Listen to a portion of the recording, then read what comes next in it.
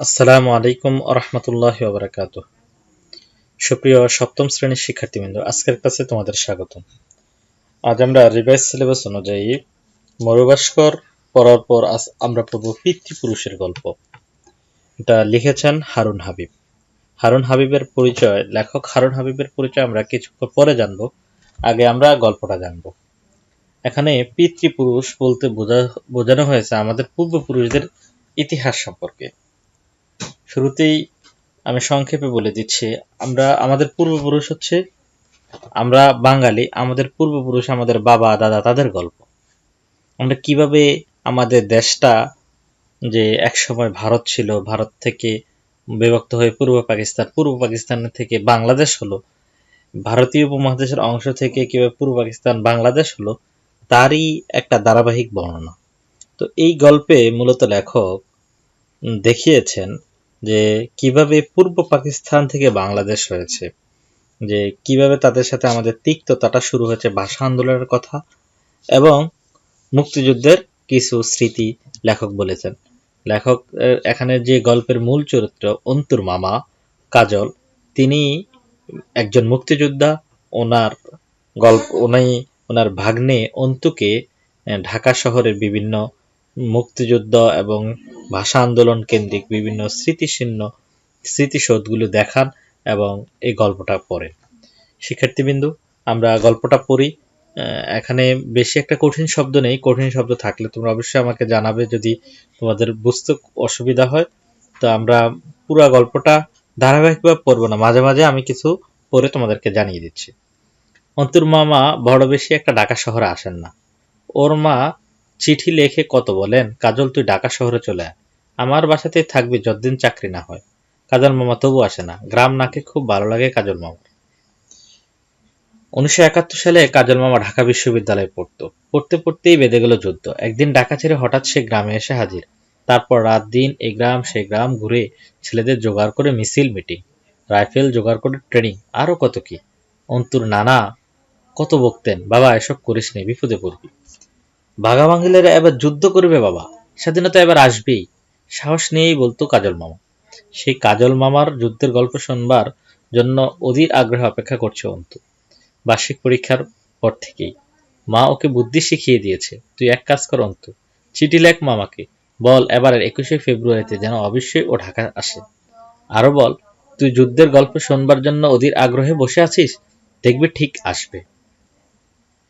বুদ্ধিটা অন্তুর মার হলো, সে একটা কৌশল চিন্তা করত সে বেশ কদিন আগ থেকেই। কাউকে না জানিয়ে অন্তু চিঠি লিখেছে, সেও প্রায় 10-12 দিন হয়ে গেছে। আজ 18 তারিখ, 3 দিন বাদেই মহান 21শে ফেব্রুয়ারি। ওর কেন যেন বিশ্বাস, কাজল মামা আর কারো কথা শুনুক বা না শুনুক, তার কথা রাখবেই, আসবেই সে ঢাকা। অন্তু বরাবর রাত 9টা, 9:30টায় ঘুমিয়ে পড়ে, কিন্তু আজ রাত সে 10টার পরও জেগে থাকলো। মা বললেন, ঘুমাতে যাস না কেন? অন্তু খুলে বলে না কিছু। 11টা বাজতেই কিন্তু ঘুমে চোখ বন্ধ হয়ে আসে ওর। ল্যাপেজ নিতে ঢুকতেই সে কি গভীর ঘুম। ভোরবেলায় সে দেখল কাজল মামা তার চুলে হাতে বুলিয়ে দিচ্ছে। ল্যাব থেকে বেরিয়ে এক লাফে বসলো সে বিছানায়। মামা বললেন, ভালো আছিস তুই অন্তু? শেষ রাতে ট্রেনে এলাম, এসে দেখি তুই ঘুমাচ্ছিস। অন্তু বলে, আজ কিন্তু 19 তারিখ। তা তো জানো মামা, 2 দিন বাদেই 21শে ফেব্রুয়ারি।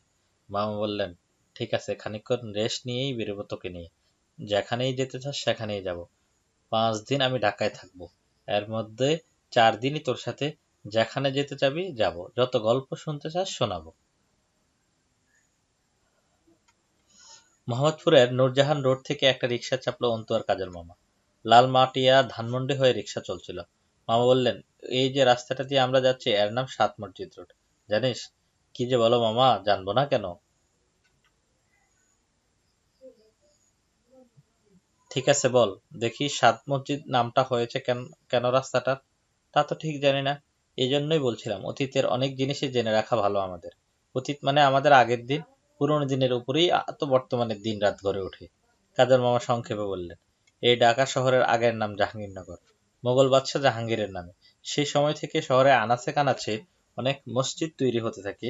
এই রাস্তাটা পিলখানার মোড় থেকে মোহাম্মদপুর এসে 7 গম্বুজ মসজিদে ঠেকেছে। সেই পুরনো মসজিদের নামেই রাস্তাটার নাম হয়েছে 7 মসজিদ রোড।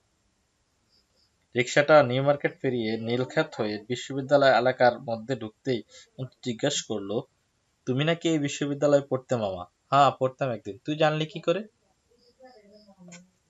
মা বলছিল তুমি বিশ্ববিদ্যালয়ে যখন পড়তে তখনই যুদ্ধে গিয়েছো। অন্তু, যুদ্ধ আর মুক্তিযুদ্ধের মধ্যে অনেক তফাৎ। যুদ্ধ হয় রাজায় রাজায় এক দেশে আরেক দেশে মানুষের লোভ লালসায়। যুদ্ধে শক্তি দেখায় একজন মানুষ, কষ্ট হয় সাধারণ মানুষের। কিন্তু মুক্তিযুদ্ধ হয় স্বাধীনতার জন্য, একটি জাতি হিসেবে বেঁচে থাকবার জন্য, সব অন্যায় অত্যাচার আর শৃঙ্খল থেকে মুক্ত হবার জন্য। ৭১ সালে আমরা মুক্তিযুদ্ধ করেছিলাম, এটা সাধারণ যুদ্ধ নয়। দেখতে দেখতে রিকশাটা রোকেয়া হল আর শামসুন্নাহার হল পেরিয়ে জগন্নাথ হলের সামনে এসে পৌঁছালো। কাজল মামা বললেন, এই যে ডান পাশে বিল্ডিংটা দেখছিস ওটার নাম কি জানিস? না। জগন্নাথ হল, বিশ্ববিদ্যালয়ের ছাত্ররা থাকে। তুমি থাকতে এখানে? না, আমি থাকতাম হাজী মোহাম্মদ মহসিন হলে। পাকিস্তানি হানাদার বাহিনী এই হলের কয়েক শত ছাত্রকে ওই মাঠটাতে একসাথে দাঁড় করিয়ে গুলি করে মেরেছিল। কেন? কারণ পাকিস্তানি সামরিক শাসকেরা আমাদের বাংলাদেশটাকে গোলাম করে রাখতে চেয়েছিল। আর ছাত্ররা যেহেতু তরুণ এবং পাকিস্তানিদের সব অন্যায়ের প্রতিবাদ করত, সেহেতু ওদের গুলির শিকার হলো ওরাই প্রথম। কেন্দ্রীয় শহীদ মিনারের সামনে এসে রিকশার ভাড়া মিটিয়ে দিলেন কাজল মামা। দুদিন বাদেই মহান ২১শে ফেব্রুয়ারি। মামা বললেন, অন্তু, এই পৃথিবীতে অসংখ্য অগণিত জাতি বা গোষ্ঠী মানুষ বসবাস করে। ওদের মধ্যে যারা স্বাধীন হয়েছে তাদের এই স্বাধীনতা লাভের পিছনে প্রচুর ত্যাগ তিতিক্ষা আছে, অনেক রক্তের ইতিহাস আছে, হাজারো লক্ষ প্রাণদানের করুণ কাহিনীও আছে। আর সেই সব রক্তের স্মৃতিকে ভবিষ্যৎ বংশধরের জন্য ধরে রাখতে গিয়ে দেশে এই শহীদ মিনারের মতো স্মৃতিসৌধ গড়ে উঠেছে। মামাকে বলে, মামা এবার তুমি কি ফুল দিতে আসবে শহীদ মিনারে? আসবো, গ্রামে থাকি, অনেক বছর আসতে পারিনি, এবার তোকে নিয়েই আসবো। বলতো অন্তু, শহীদ মিনার বাঙালির স্মৃতিসৌধ কেন? মায়ের ভাষা বাংলাকে রক্ষা করতে গিয়ে এখানের অনেক বাঙালি প্রাণ দিয়েছিল একদিন। অন্তুর স্পষ্ট উত্তরে কাজল মামা খুব খুশি হলেন। বললেন, তুই তো বেশ কিছু জানিস অন্তু। তোর উত্তরে খুব খুশি হয়েছি আমি। এই শহীদ মিনার হলো আমাদের ভাষা আন্দোলন বীর শহীদদের স্মৃতির মিনার। পাকিস্তানের শাসকেরা আমাদের বাঙালিদের উপর তাদের উর্দু ভাষা চাপিয়ে দিতে চেয়েছিল, কিন্তু বাঙালিরা তা মেনে নেয়নি। তাই ১৯৫২ সালের ২১শে ফেব্রুয়ারিতে ঠিক এই জায়গায় যখন তারা উর্দু ভাষা চাপিয়ে দেওয়ার বিরুদ্ধে প্রতিবাদ করছিল, তখনই পাকিস্তানি পুলিশ গুলি করে অনেককে হত্যা করেছে। চাপ চাপ রক্তে এই জায়গার মাটি ভিজে গেছে। এই রক্তের বিনিময়ে আমরা বাংলা ভাষাকে প্রতিষ্ঠিত করেছি। অন্তুর মুখ দেখে কাজল মামা বুঝলেন সে মন খারাপ করেছে। মানুষ মানুষকে গুলি করে মেরে ফেলতে পারে, এই ব্যাপারটা কিছুতেই মেনে নিতে পারে না অন্তু। মামাকে বললেন, মামা তুমিও তখন এখানে ছিলে? না রে পাগল, আমি তো তখন তোর মতোই ছোট। এখানে যারা ৫২ সালে রক্ত দিয়েছেন তারা সবাই আমার বড়। ওরা আমাদের পিতৃপুরুষ। ওদের আমরা চিরদিন মনে রাখবো, শ্রদ্ধা করব। কাজল মামার হাত ধরে অন্তু একের পর এক সিঁড়ি ডিঙ্গিয়ে শহীদ মিনারের উপরে উঠে মামার কাছে ২১শে ফেব্রুয়ারির কাহিনী শুনে সে আগ্রহী হয় নিজ জাতির অতীত সংগ্রামের আরো কাহিনী শুনতে। কেউ তো আগে এমন করে বলেনি তাকে, অথচ কত কাহিনী আছে বাঙালি জাতির। অন্তু বলে, তুমি আমাকে আরো কাহিনী বলো মামা। ২১শে ফেব্রুয়ারির দিন যখন ফুল দিতে আসবি সেদিন আরো বলবো। আজ শুধু এটুকুই বলি, এই ২১শে ফেব্রুয়ারি শহীদরা হচ্ছে আমাদের জাতির প্রথম শহীদ। ওরা রক্ত দিয়েছিল বলেই বাংলা ভাষা রাষ্ট্রীয় মর্যাদা পেয়েছিল। শুধু তাই নয়, ২১শে ফেব্রুয়ারির থেকেই পাকিস্তানের বিরুদ্ধে বাঙালিদের স্বাধীনতার মূল সংগ্রাম শুরু হয়। সে সংগ্রাম আরো ১৯ বছর ধরে চলে। এই ১৯ বছরে অসংখ্য মানুষ মারা যায়, অনেক মায়ের কোল খালি হয়। তারপর আসে ১৯৭১ সালে মুক্তিযুদ্ধ। সেই যুদ্ধে তুমি ছিলে? হ্যাঁ, আমি ছিলাম সেই যুদ্ধে। বলতে হবে কিন্তু মুক্তিযুদ্ধের গল্প। বাসায় ফিরে দুপুরের খাবার খেয়েই বলবে, ঠিক তো? ঠিক। শহীদ মিনার থেকে নেমে কাজল মামা আর অন্তু জুতা পরে নেয়। ফিরে আসার সময় মামা বললেন, অন্তু চলো, আমরা দুজনে ১ মিনিট দাঁড়িয়ে ২১শে ফেব্রুয়ারির শহীদদের শ্রদ্ধা জানাই।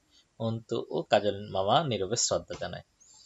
সুপ্রিয় শিক্ষার্থীবৃন্দ, এই গল্পে আমরা সুস্পষ্টই বুঝতে পারছি একজন অন্তু তার মামার কাছে মুক্তিযুদ্ধ এবং ভাষা আন্দোলনের গল্প জানতে চায়, এবং তার মামা তাকে মুক্তিযুদ্ধ এবং ভাষা আন্দোলনের বিভিন্ন গল্প খুব সুন্দরভাবে বর্ণনা করে দেয়।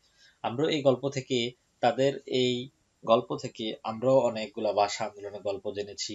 ইনশাআল্লাহ আমরা এই ইতিহাস অবশ্যই জানবো, কারণ এটা হচ্ছে আমাদের পিতৃপুরুষের ইতিহাস। এটা আমাদের পরিচয়কে ধারণ করে।